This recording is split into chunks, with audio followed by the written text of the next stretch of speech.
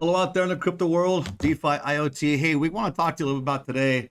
There's questions out there on what does cryptocurrency really represent? Is it on the left? Is it on the right? Does it really support fascism like many are out there accusing that it does?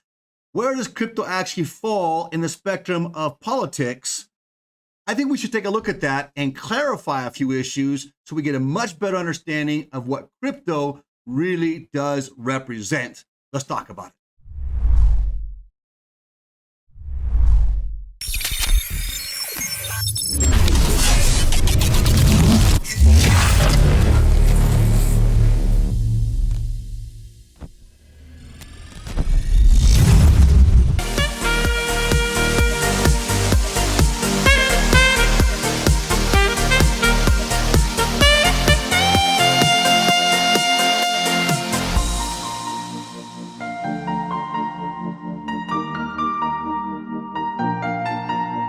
All right, let's take a look at this. I think this is something we need to really clarify. You're seeing what's going on right now in Canada, and there's a lot. I actually saw last night where people were standing up, their government officials, and accusing these people who are just trying to defend their free agency, right? Whether you're for it or against it, they were accusing them of being fascist and actually being Nazis.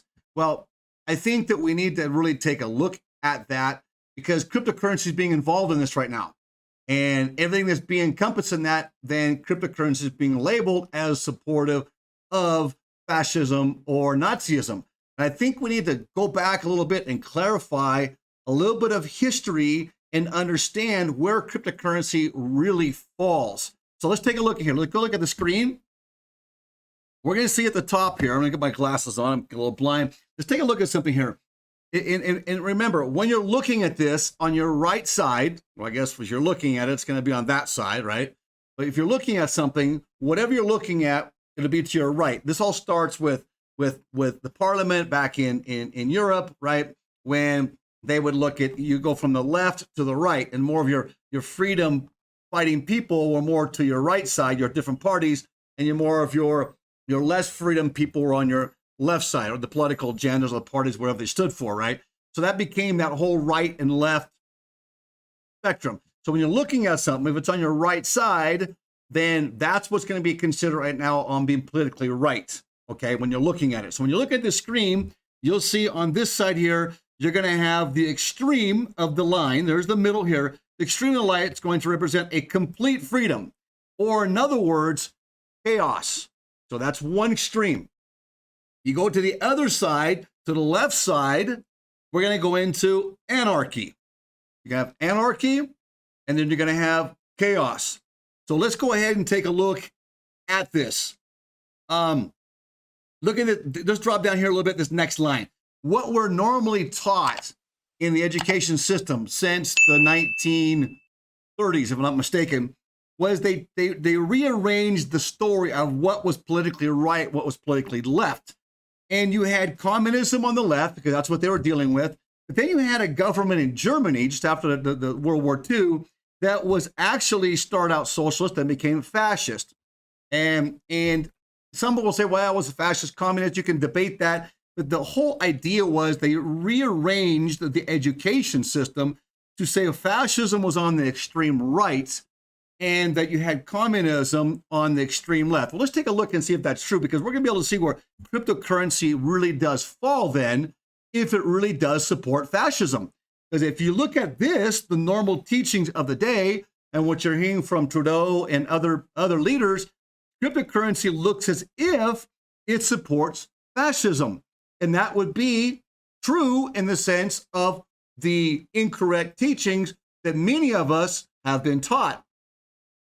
Now, let's take a look at this for a minute. We want to be somewhere in this middle of that balance, right? In the United States of America, that three-headed eagle was supposed to always represent those both sides of the wing, and somewhere try to stay in the middle, right? So you have the house is set up that way. It's got two wings to it, and it's got the center cupola, if you will, in the middle.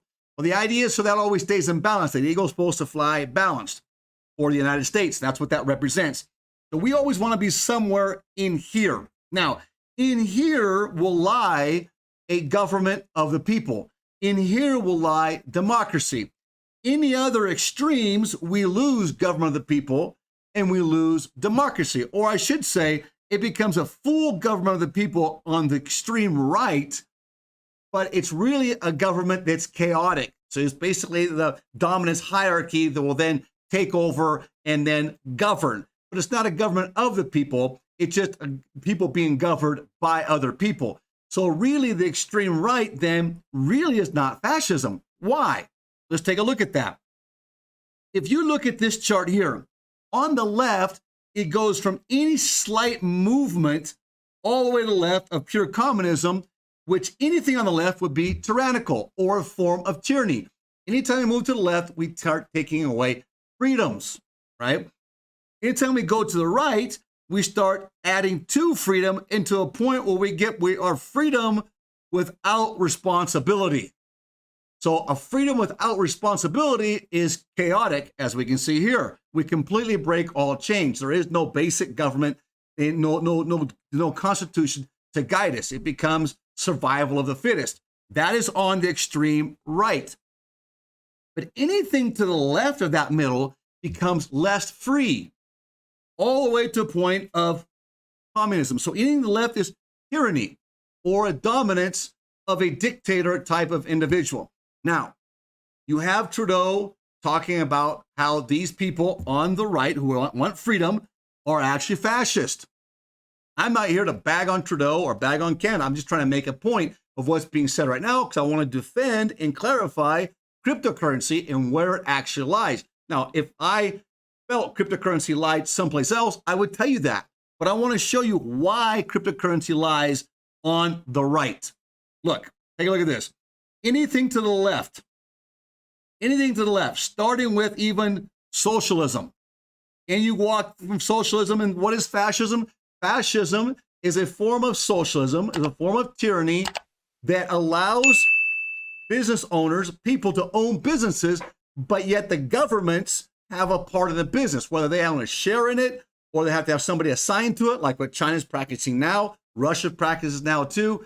If not, they heavily tax the business, and that taxation has to come first. In other words, like where we live, they have a 12% tax. Okay, well, that doesn't sound like very much. That 12% of tax is off the total sale. It's off the top.